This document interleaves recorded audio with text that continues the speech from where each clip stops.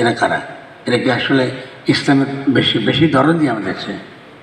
ইসলামে কি এটা আছে কি গিয়ে মাজারগুলো ভেঙে দেয়?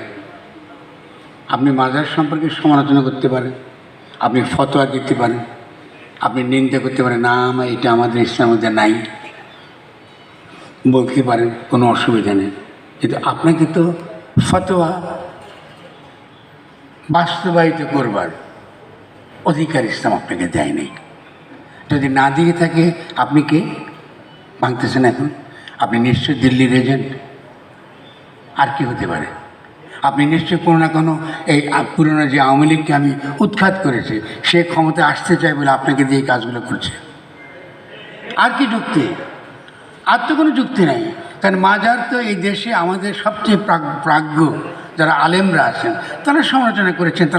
তারা কি গিয়ে মাজার ভাঙতে গেছেন? তারা বলছে এটা আমাদের ইসলামে নাই ভাই।